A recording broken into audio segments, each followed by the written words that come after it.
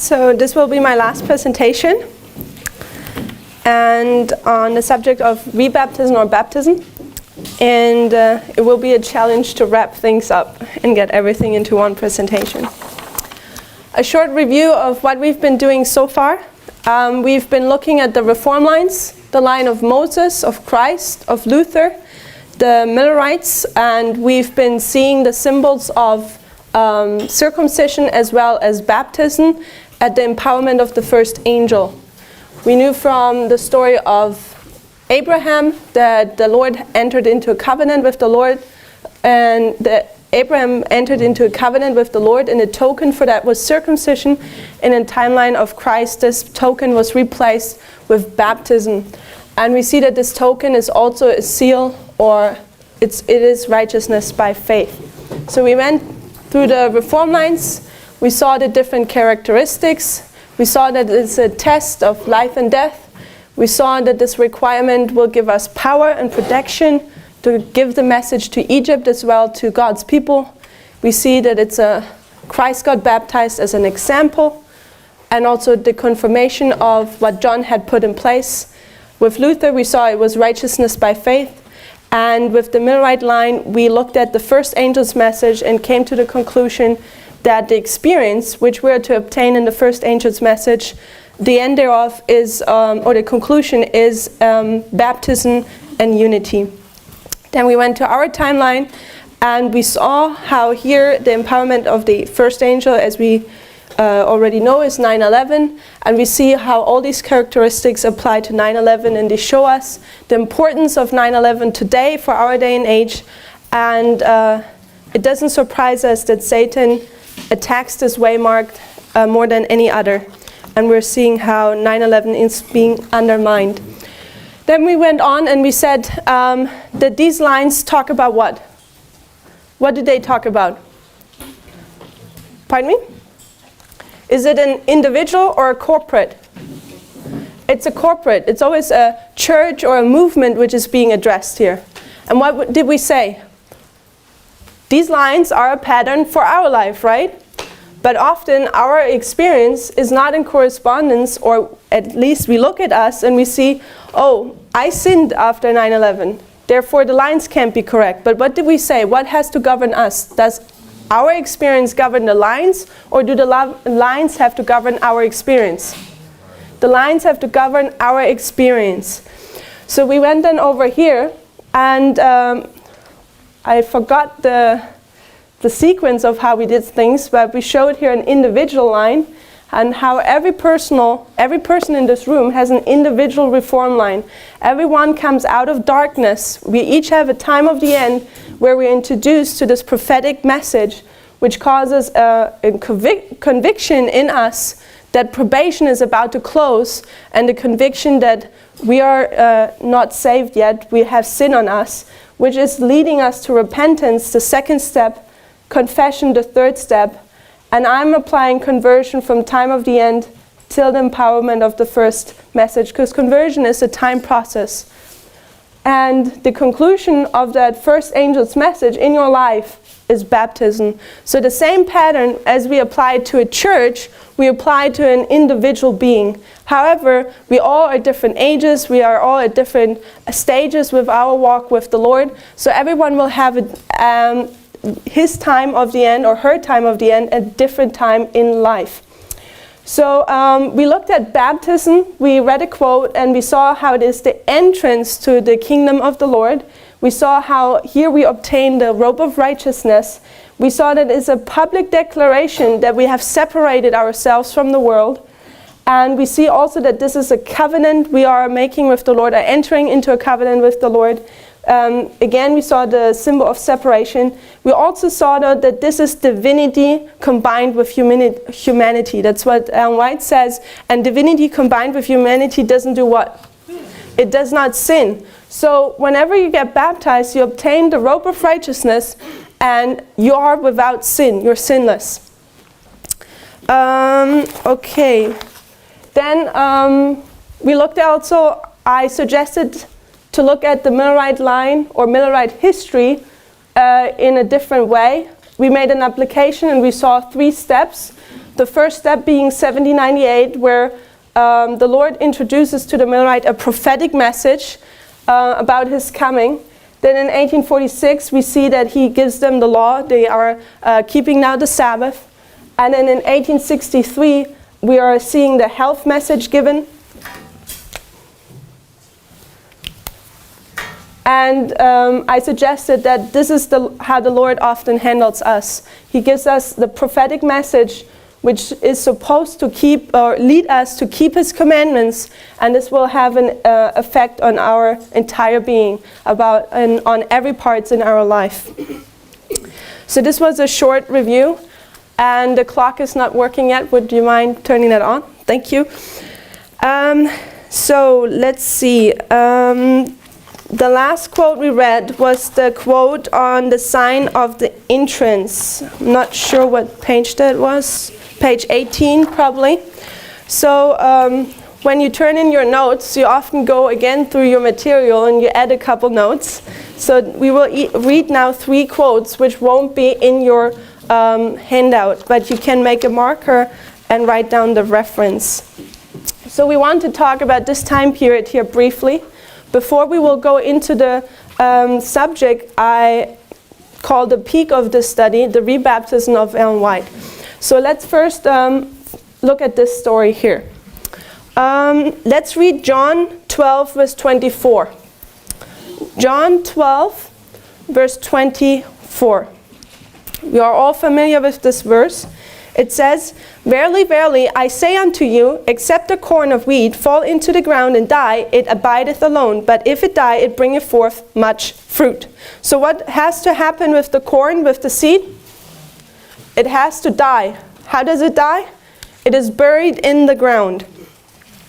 So I would suggest that this burying into the ground is a symbol for baptism.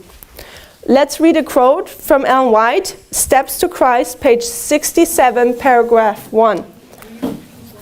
Pardon me? Repeat, yeah. Steps to Christ, 61, paragraph 67, thank you, paragraph 1. Steps to Christ, 67, paragraph 1. There it says, "The change of heart by which we become children of God is in the Bible spoken of as birth. Again, it is compared to the germination of the good seed sown by the husbandman. In like manner, those who are just converted to Christ are as newborn babes to grow up to the stature of men and women in Christ Jesus. Or like the good seed sown in the field, they are to grow up and bring forth fruit. Isaiah says that they shall be called trees of righteousness, the planting of the Lord, that he might be glorified." So from natural life, illustrations are drawn. What are natural life illustrations? They are parables, right? To help us better to understand the mysterious truth of spiritual life. So she's comparing here the germination of a seed, or this good seed, with what? A parable? Okay, that's a parable. So what is she paralleling? The germination of the good seed is as new birth, right? Can you see that in the first sentence? So this baptism is you bury somebody in the water and you lift them up. This is the germination of the seed, and White compares it as birth. So I'm suggesting that here the seed is being buried into the ground. And she talks about that this takes place after conversion has been completed. Okay, let's read the next quote. I want to show you Steps to Christ, page 65. Same book, Steps to Christ, page 65. Sorry, I don't have the paragraph here. "The germination of the seed represents the beginning of spiritual life." Remember, what did we say about baptism? Is it the beginning or the end? It's the beginning. So the germination of the seed represents the beginning of spiritual life, and the development of the plant is a beautiful figure of Christian growth. As in nature, so in Christ, there can be no life without growth. The plant must either grow or do what? Die. As its growth is silent and imperceptible but continuous, so is the development of the Christian life. At every stage of development, our life may be perfect. Yet if God's purpose is for us is fulfilled, there will be a continual advancement. Sanctification is the work of a lifetime. As our opportunities multiply, our experience will enlarge, and our knowledge increase. We shall become strong to bear responsibility, and our maturity will be in proportion to our privileges. Christ object lesson? Oh, thank you. I gotta mark this in my notes. Thank you very much for that. So I really like this quote. What page 65, right? Is it the same page? It was just the wrong book. Christ object lessons, page 65. Point 2. Thank you. So this was the test if you guys are all awake this morning. Okay, so we see here that Ellen White compares the growth of a plant with what? The growth of a spiritual life. And we see that baptism is at the beginning. This is where the seed is being sown. But what has to happen now? Water. Exactly, we need water. So this would be where we could bring in now the subject of the former rain and the latter rain. But we're seeing that this plant still has some growth to do. So it first has to germinate. This is, I guess, where we can take Matthew 13 and Mark 4.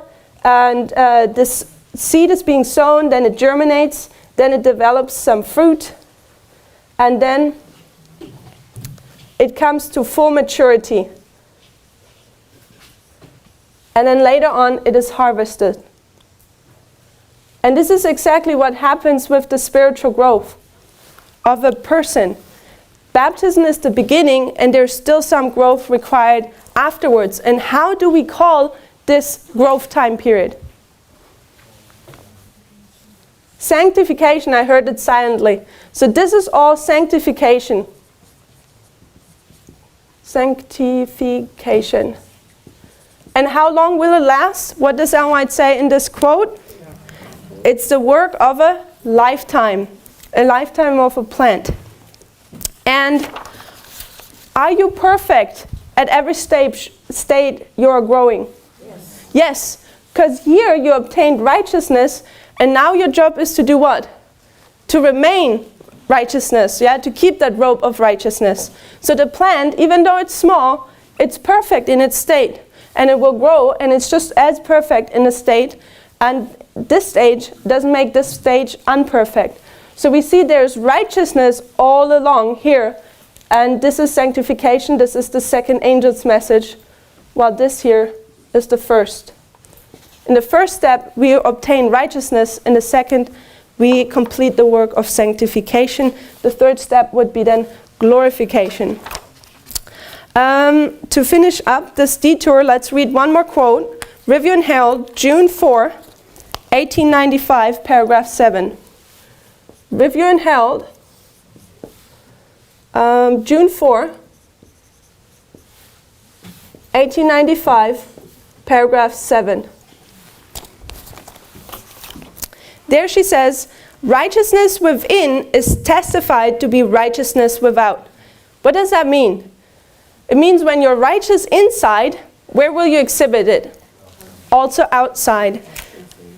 And I'm suggesting that we see that also in the health message. How does the world heal people? The worldly way of healing people is often that you just treat the symptoms, but not the cause. But natural ways often take way longer. Why?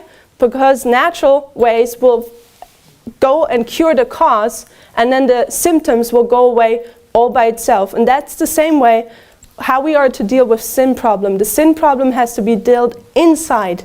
And then if it's dealt with it inside, it will exhibit its fruit outside. We first have to heal inside, and the outside will come along with that healing. So righteousness within is testified to be righteousness without. He who is righteous within is not hard-hardened or unsympathetic, but day by day he grows into the image of Christ, going on from strength to strength. He who is being sanctified by the truth will be self-controlled and will follow in the footsteps of Christ until grace is lost in glory. The righteousness by which we are justified is imputed.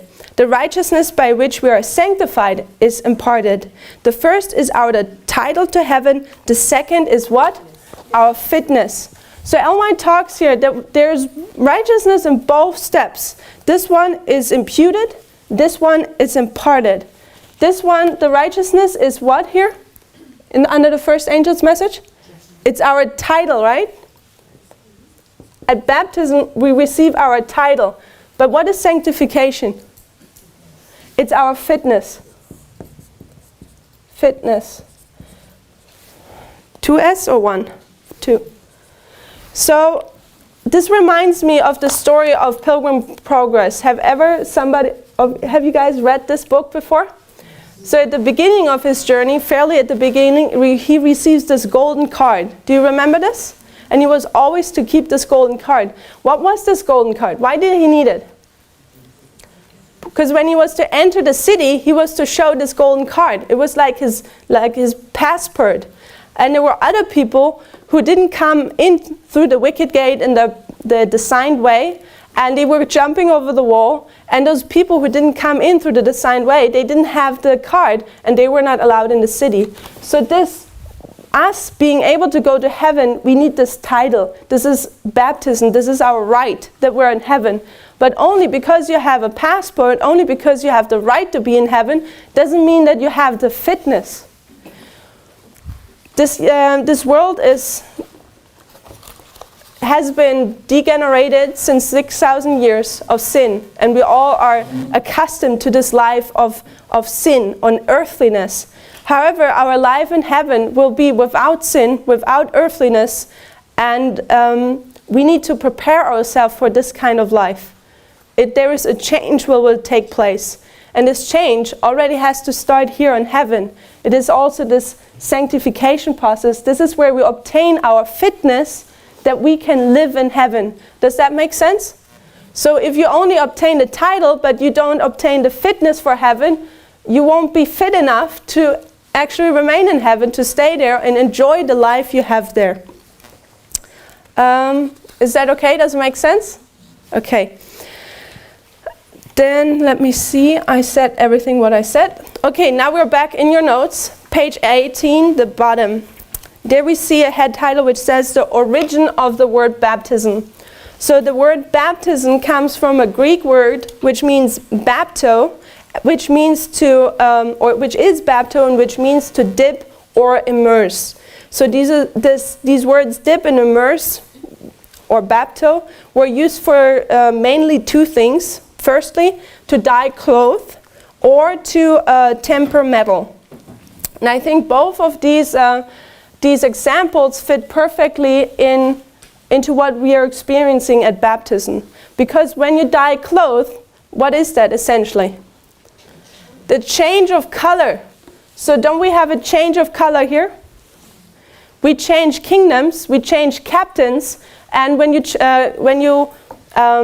dye cloth, they change their color, and they are always shining in this new color. And so we are supposed to be changed into this new color and remain through the rest of our life in that color.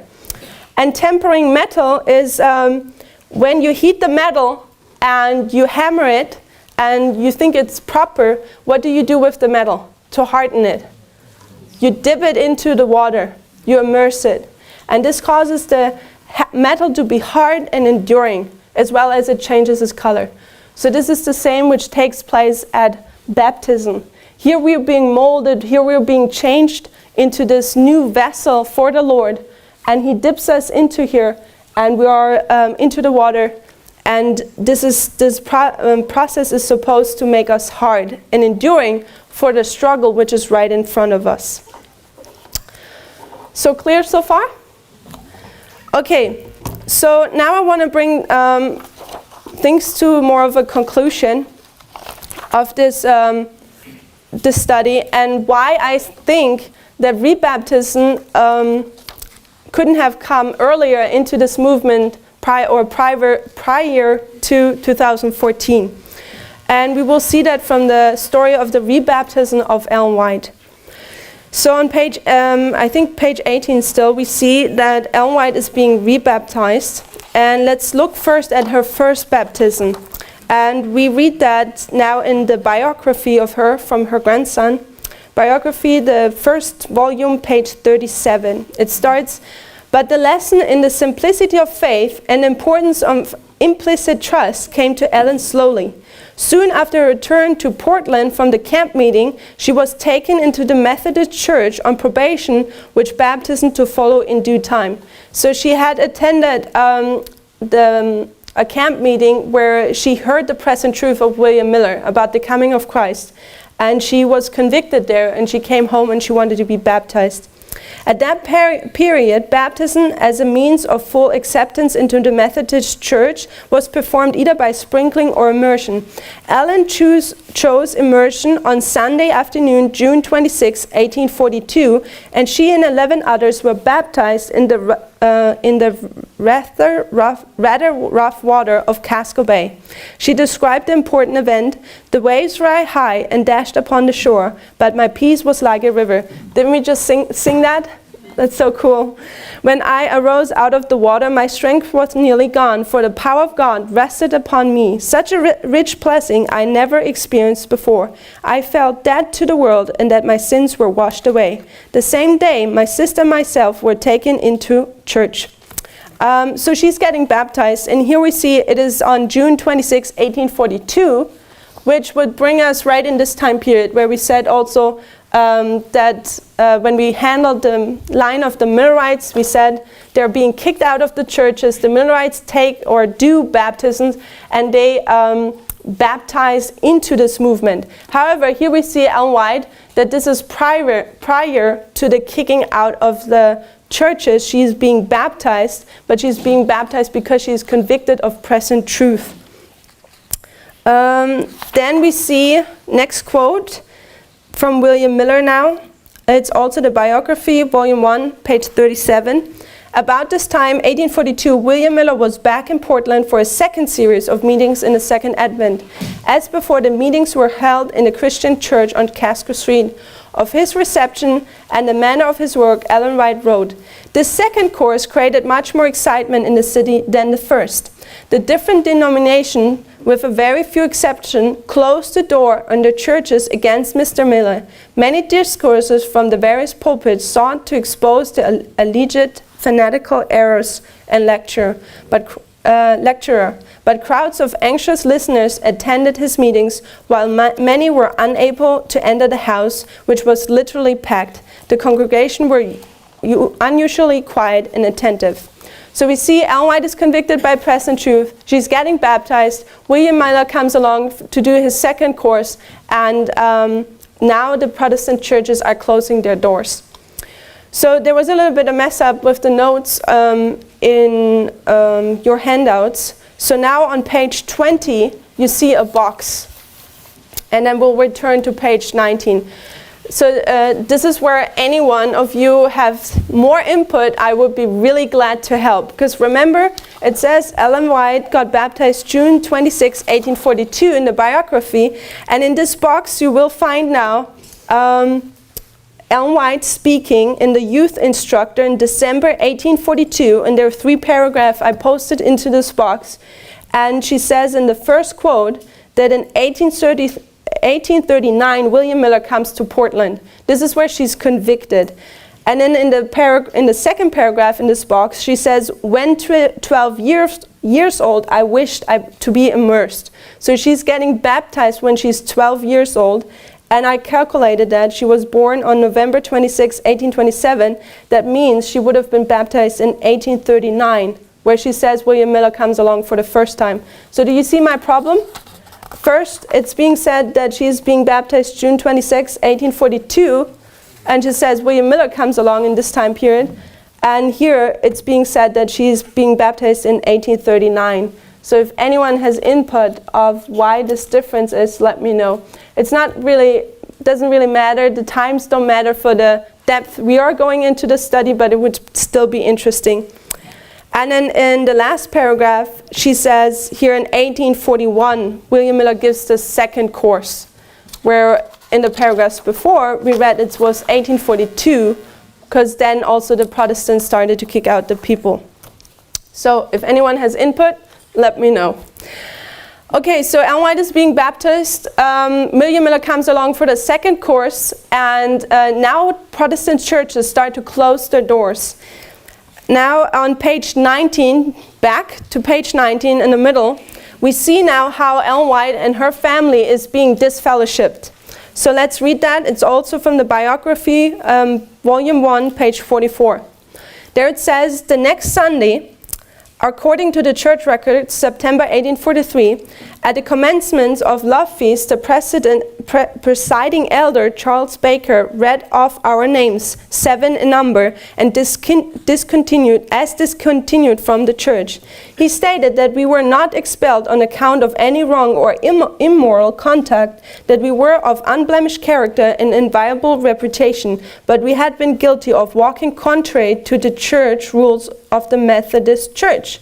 So there were not any moral problems, but just walking contrary to the Methodist Church. He also declared that a door was now open, and all who were guilty of a similar breach of the rules would be dealt with in like manner. Some of the members who held in their hearts the Advent hope soon withdraw from the church, but, observed Ellen, by some the favor of God was sold for a place in the Methodist Church. So we are seeing pressure being put on the people here. Persecution starts, and how many groups are being developed? 2. This is one of the early cases in connection with the proclamation of the soon coming of the Lord that the message of the second angel of Revelation 14 seemed to apply. Babylon is fallen, the great city. The message was repeated in Revelation 18 with the added warning, come out of her, my people. It was become clearly recognized a few months later in the spring of 1844. Okay, next quote here from Spiritual Gifts, volume 2, page 23. Ellen White describes the scenario herself. She says, our family were notified of a church meeting, and we went in the vestry of the meeting house. The only charge brought against us was that we had walked contrary to their rules. It was asked, what rules have we violated? After a little hesitation, it was stated that we had absented ourselves from the class meeting and had attended other meetings, and they considered that we had violated the rules. So why were they disfellowshipped? Because they attended other meetings than the church liked. So what are we doing right here? Okay. This is the story of the baptism of Ellen White. Now we want to, and the disfellowshipment. Now we want to look at her rebaptism. So October 22nd, 1844 has passed, and this was the great disappointment. And then in 1846, let's draw maybe a line.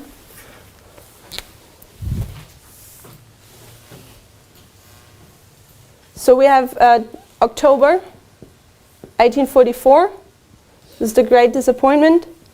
The next step I suggest is 1846. What happens in 1846? So in August 30, Ellen and James are being married. What is marriage a symbol of?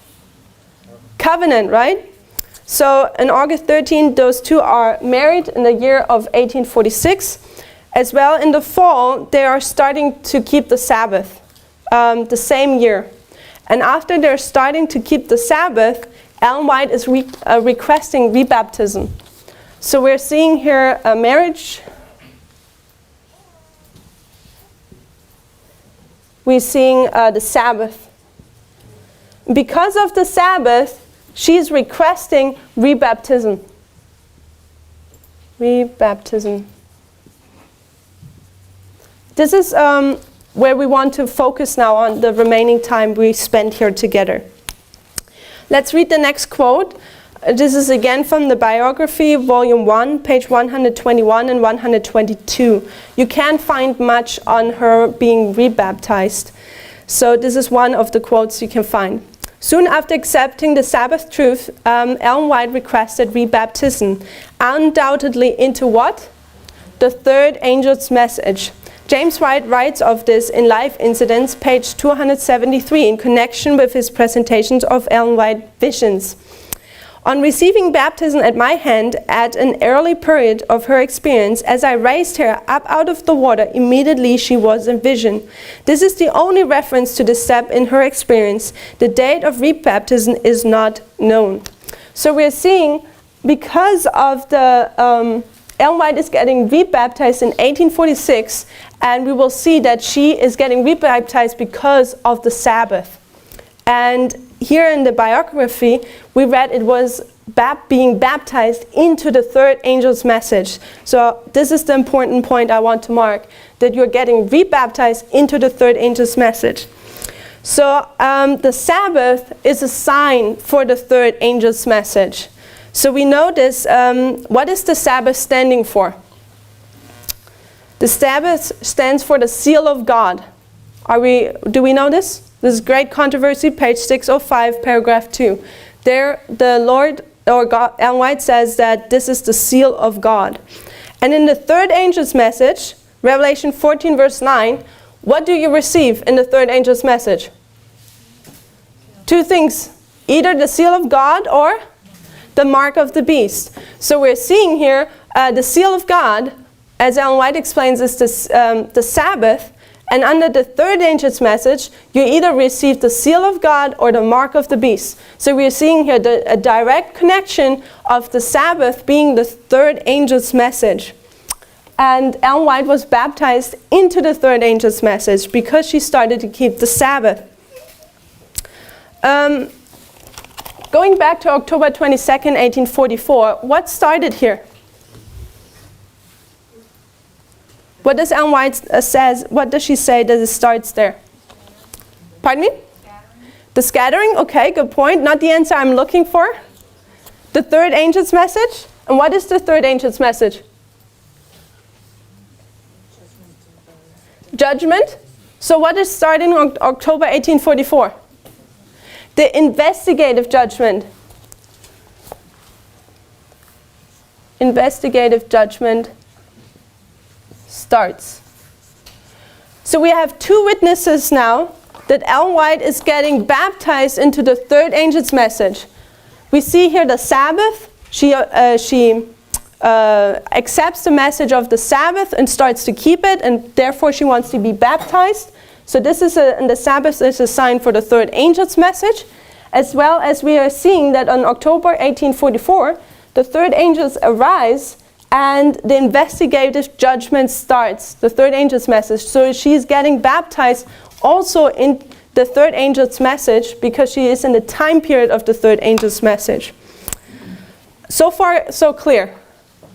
Because now we want to make an application.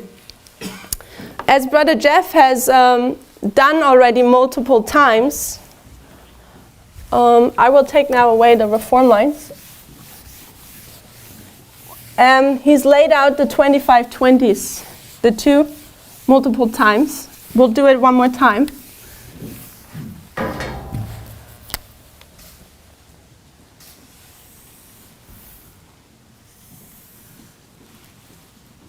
So we have the two 2520s.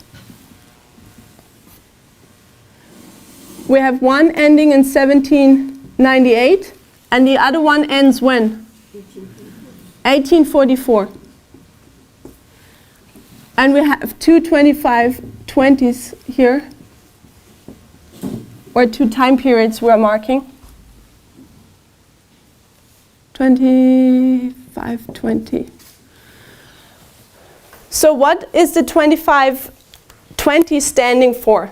It's another number, and we've been saying that in the recent 1.5 years with more emphasis. The 126. So we can just change the 2520 to a 126. And we know that there we have two 126. When would this one end? 1989. When does this one end? 2014. So this one starts in 1888, this one in 1863. So you can see the parallel we're doing here, right? We have two 2520s we're marking at the time of the end, as well as in 1844 ending, and then we can take the two 126 we take the same time periods and end it at 1989, and the other we can end in 2014. What arrives in 2014 for the priests? It's the third angel's message. So this is the arrival of the third angel's message.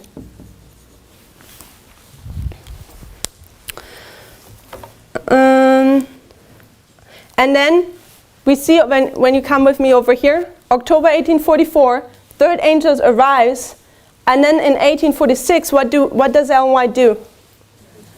Rebaptism. So by doing this over there, that we have October 1844 lining up with 2014 as the arrival of the third angel's message for the priest, we can bring that over here now. We can say 2014 is October 1844. Third angels arise.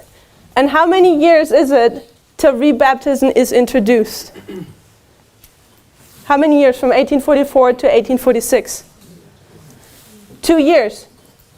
Interesting is that in 2014, it took 2 years till 2016 till the subject of rebaptism within this movement was introduced in the leadership and being started to being talked of.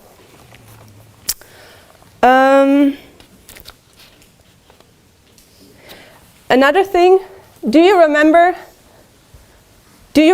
now how long was Abraham in Canaan till the Lord entered into a covenant with him? 25 years. Good that you remember that.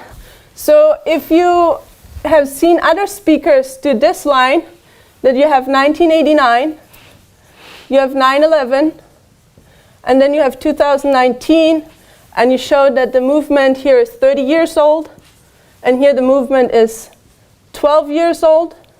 So how old is the movement, or when would we mark the what date would it be when the movement is 25 years old? Who can calculate that for us? 2014. And what does Abraham do when he's for 25 years in the land of Canaan? The Lord enters into a covenant with him. So we have multiple witnesses that in 2014, the Lord enters into a covenant. And the covenant is circumcision or baptism. And what are we doing? We're baptizing people. Therefore, I'm saying the subject of rebaptism in this movement could have not come earlier than 2014. 2014 marks now that it's the time to get rebaptized or get baptized into the church triumphant and be members of it. So now I want to read a quote from Ellen White, where she actually puts it into, or she's calling it a requirement to be baptized in this time period here. So let's read the next quote. Are we clear so far? Things make sense so far? Okay. So the next quote is a vision from Ellen White on July 29, 1850. And she receives that in Oswego. Portion of this manuscript are published in the Ellen G. White Manuscript Releases, volume 18, 10-13. So, and you can find this particular quote in the Ellen G. White Letters and Manuscripts, volume 1, page 203. And guess when this quote was released? 2014.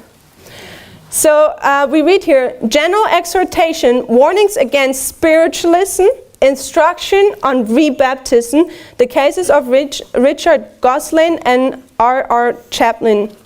So warning against spiritualism, I suggest that these are warnings against false lettering, false messages, and also the instruction of rebaptism. And both, we know that in 2014 the latter rain starts, as well as the third generation, the weeping for Tammuz. And we're seeing also that rebaptism, the subject, is starting to be introduced later on. So here she says now, said the angel, can you stand in the battle in the day of the Lord? Ye need to be washed and live in newness of life. Then I saw those who are hands now engaged in making up the breach and are standing in the gaps. And this was cleared out in your notes, but if you go into the Ellen White Estates and you look online at this quote, there would be a number 11. And you can click on this number 11 and then you have an explanation of the Darmstadt book, and shows you what she actually means here. So it's go online, find this quote, and study this quote a little bit. It's pretty cool.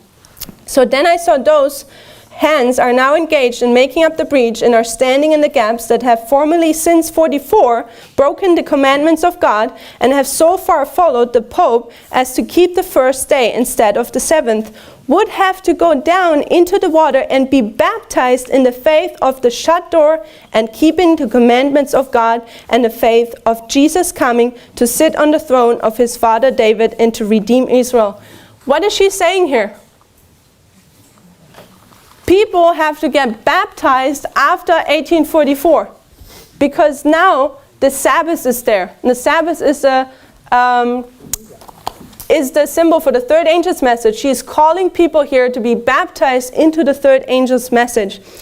And further she says, I also saw that those who have been baptized as a door into the professed churches, who are the professed churches?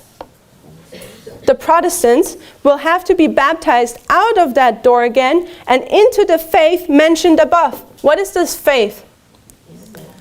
I suggest it's the faith of present truth, the faith of the third angel's message. It's the midnight cry message.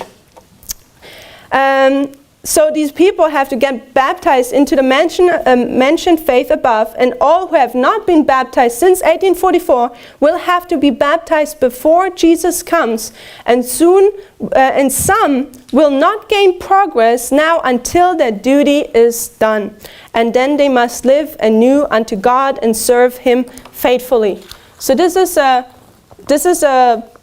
very strict. I don't have to add much to it. She's very specific that there's a requirement of rebaptism if you're part or want to be part of this movement of the Young Adventist Church. And bringing this to our line and making an application, I suggest that also for us it is a requirement to be baptized into this movement after 2014. Is this clear? Does that make sense so far? Okay, this will bring us now to our next quote, which is from Evangelism, page 374 and 375.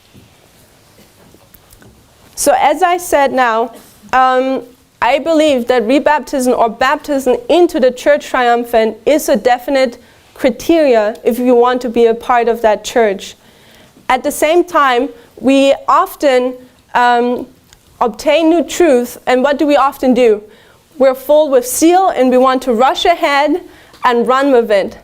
However, the Lord often tells us, hold on a little bit. And this is exactly what He does say also with baptism. Because we could run ahead now and tell people everywhere to get baptized and try to push and force it on them, so to speak. But let's see how we're supposed to handle the matter. Let's read the quote, Evangelism, page 374, 375. Let none of our zealous brethren overdo this matter. They will be in danger of getting before the Lord and making tests for others which the Lord has not bidden them to make. It is not the work of any of our teachers to urge rebaptism upon anyone. It is their business to lay down the great principles of truth, especially in this case in regard to rebaptism. And I hope that this was done in the last 3 presentations, including this presentation. Then let God do the work of convicting the mind and heart. So the teachers are to lay open the truth, and the Lord is the person who has to convict then the mind and the heart. Every honest soul who accepts the Sabbath of the 4th commandment, I suggest the third angel's message, or in our time period as we are now, the midnight cry message, will see and understand his duty in time. But it will take time for some. It is not a subject to be driven and forced upon those newly come to the truth, but this subject will work like what? Like leaven. The process will be slow and quiet, but it will do its work if our ministering brethren will not be too fast and defeat the purpose of God. It is, she says here, it will take time for some. And I'm suggesting it takes time for some is because everyone has an individual line and is at a different place in their time, in their history of their line. Those who have long looked upon the subject see it quite clearly and think all others should see it as they do. They do not consider that with some newly come to the faith, this matter looks like denying all their former religious experience. I recently was in Romania with Brother Philip. I'm not sure if he's in here, but we gave presentations there, and he later on told me that he had talked with one brother, and this brother told him that the presentation he has heard in Romania was like that he had to deny everything what he has learned so far. All his Adventist experience he kind of has to throw out. So when we are here and we're telling people that they need to be rebaptized, it's pretty much the same thing. It looks like they're denying all their former religious experience. And for some people that is hard. So we have to give them also time and compassion and feel for them when they struggle with this. And be there for them to support them, encourage them to do this step. But in time, they will come to regard the matter differently. As the truth is constantly unfolding to their minds, they will see advanced steps to be taken. New light will flash upon their pathway. God's Spirit will work upon their minds. If man will not interfere and seek to drive them to the position which they think are truth.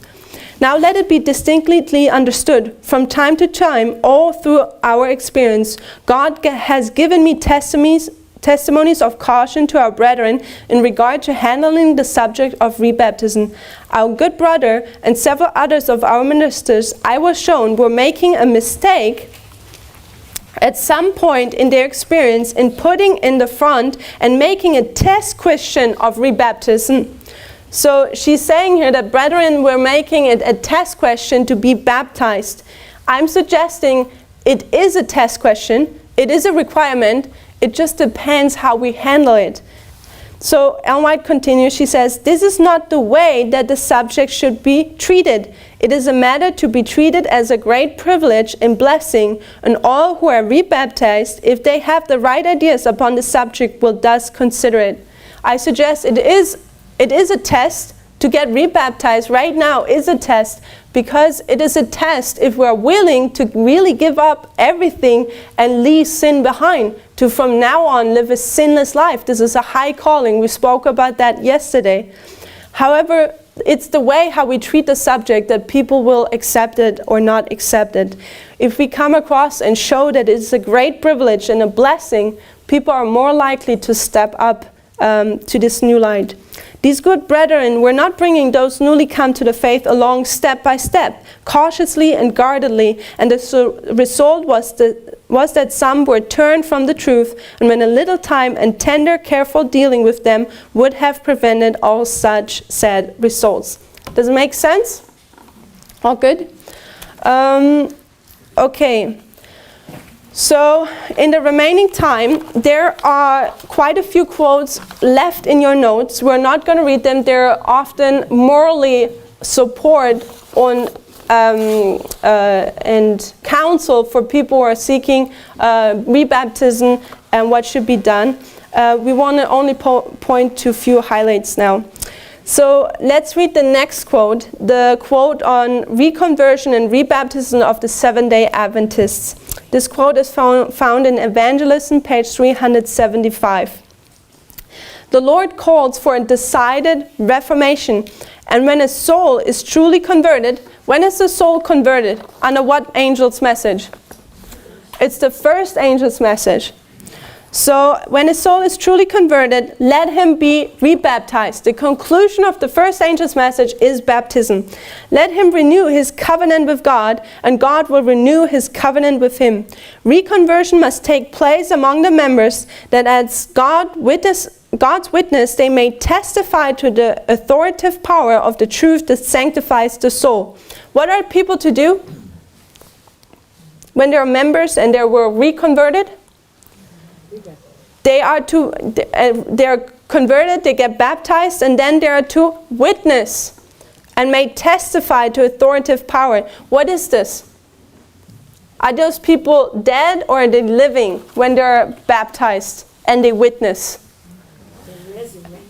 They're resurrected. I would suggest, maybe it was poorly asked, but this is the living testimony. We know that at the end of the world, the living testimony needs to be revived. And I'm suggesting that the Lord is doing this work right now, because the living testimony is the combination of humanity and divinity. There is no sin, which is to take place here at baptism.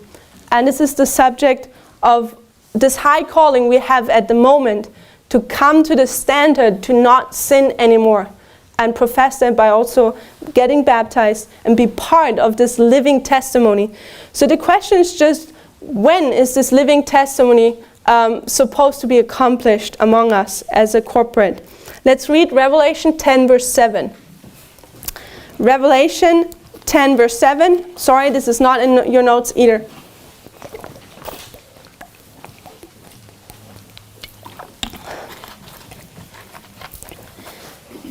There it says, "But in the days of the voice of the seventh angel, when he shall begin to sound, the mystery of God should be finished, as he has declared to his servants the prophets."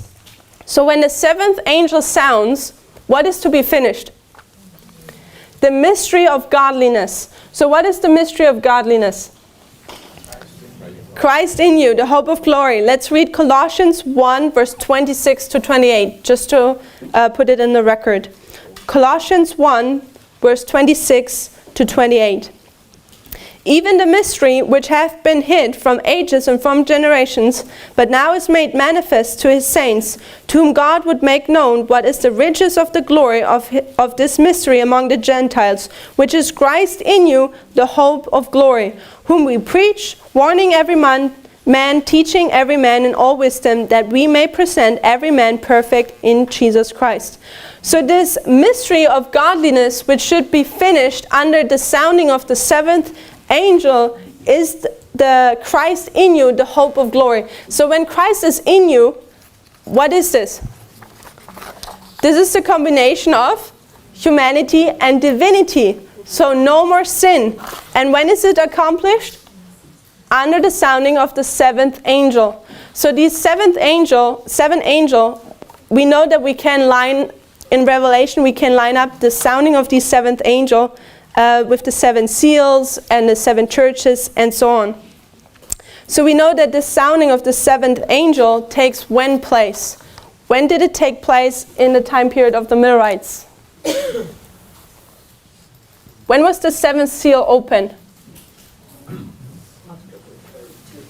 October 22? So we know that Revelation is a sealed book, but when is it opened, fully opened? Pardon me? This is when it starts, that's the time of the end, and at the time of the end the increase of knowledge and seals the book.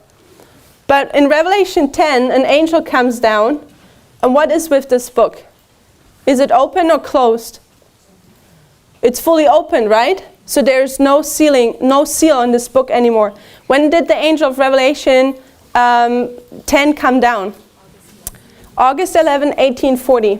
So let me put this here, sorry. Revelation 10, 1840. So we see that the seventh angel already sounds here in 1840. However, when you look at the line of the seven seals as an unfolding of truth, we know that in the Millerite timeline that you can make an application, and you see that Samuel Snow in 1844 in August brings the full July to August, sorry. that we see that in this time period, the seventh seal is fully removed, and they have all the message they need for that time period. So for those who have been listening to the classes, we have been marking the opening of the seventh seal in 1840, as well as in Samuel Snow time period in the summer of 1844. And I'm suggesting that for our time today, we know that 1840 would be 9/11, with the angel of Revelation 18 coming down. But what is this time period of Samuel Snow? When is that in our time period? Midnight cry for the priests, and when does this take place? When was our midnight, so to speak, our midway? I like to call it midway. Raphael, no, that's our close of probation for the priests. 2014, this is when our midnight cry started.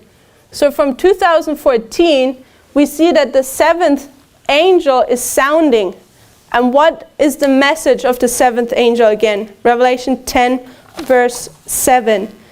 Under this voice of the seventh angel, what shall be accomplished?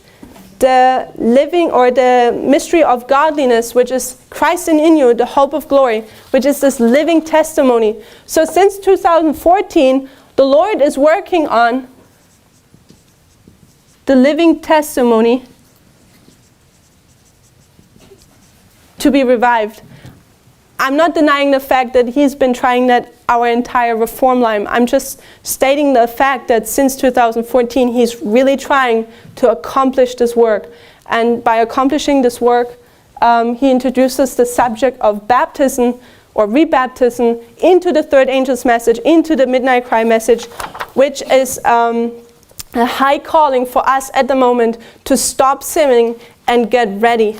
Just as the Millerites received the date in the midnight cry message with Samuel Snow, which pointed to their close of probation, we're just repeating the history to the very letter. We have a date, and we need to work towards it. So in closing, so far so clear? Does it make sense? So I want to read two quotes now in closing, and these are the last two quotes in your handouts. I'm not sure what page that is in your booklet. 24? Thank you. So it is under the title, Not a Feeling, but a Changed Life. Let's read this. This comes from Evangelism, page 316. And I strongly suggest to you to read the quote before, which has the title, Satan Discourages Joining the Church, because in that quote, Ellen White talks about how the argument of kingly power comes directly from Satan himself. And we know this argument has been among us, or has been used by enemies of us quite frequently. So let's read the quote of Evangelism, Not a Feeling but a Changed Life. Many who speak... But it doesn't say that? You don't have it at all? You don't have Evangelism 3:16? We have 3:16, but that's not what it says. Okay. So what page is it on? Page 24 on top. Page 24 on top. Starts on page 23 at the bottom. Sorry for the confusion. All the complaints, send Brother Tyler an email to Brazil. No, just... Okay. Let's go and let's read that. Many who speak to others of the need of a new heart do not themselves know what is meant by these words. The youth especially stumbles over this phrase, a new heart. They do not know what it means. They look for a special change to take place in their feelings. This they term conversion. Over this error, thousands have stumbled to ruin, not understanding the expression, ye must be born again. Satan leads people to think that because they have felt a rapture of feeling, they are converted, but their experience does not change. Their actions are the same as before. Their lives show no good fruit. They pray often and long, and are henceforth the believer,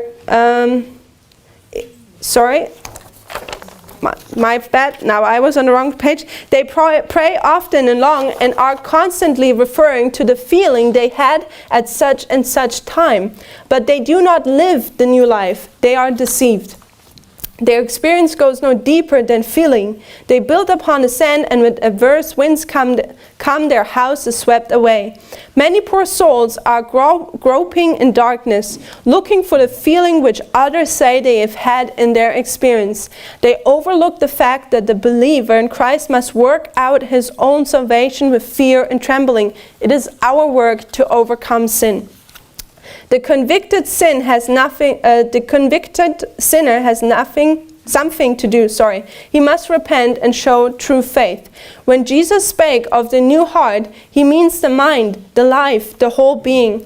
To have a change of heart is to withdraw the affections from the world and fasten them upon Christ. To have a new heart is to have a new mind, new purposes, new motives. What is the sign of a new heart? A changed life. There's a daily, hourly dying to selfishness and pride. So it's not about feeling to have a changed life. It is have a change in your purposes, in your motives, and have a changed life. This is what it means to have a changed heart. I can't find that in here. You guys have it not in here? No, we don't have that. I'm really sorry about that. Okay, reference. Oh, this one. Oh, sorry. So this is messages to young people. 71 to 72. Messages to young people, 71, verse 7, and page 72. Sorry for the mess up. So do you have the last quote of Christ's object lesson, page 67, paragraph 3? Not either? I should have just printed my notes and given them to you. So we have Christ's object lesson, page 67, paragraph 3. This is our last quote.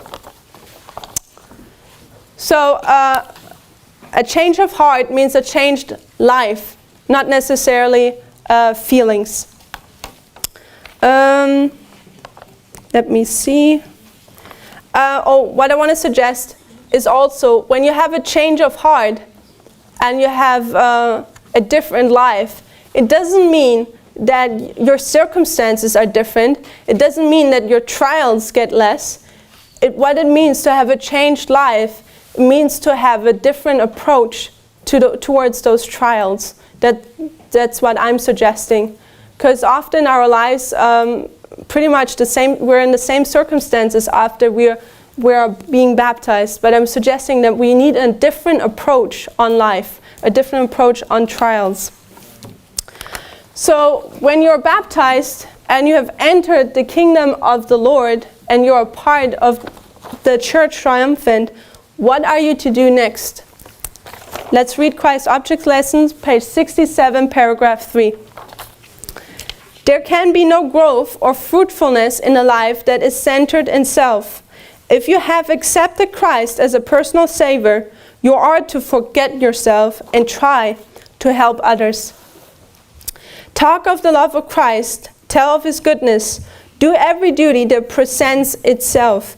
Carry the burden of souls upon your heart, and by every means in your power, seek to save the lost. As you receive the Spirit of Christ, the Spirit of unselfish love and labor for others, you will grow and bring forth fruit. The graces of Spirit will ripen in your character. Your faith will increase. Your convictions deepen. Your love may be perfect. More and more you will reflect the likeness of Christ in all that is pure, noble, and lovely. Matthew 4 verse 19 says, "And he saith unto him, Follow me, and I will make you fishers of men."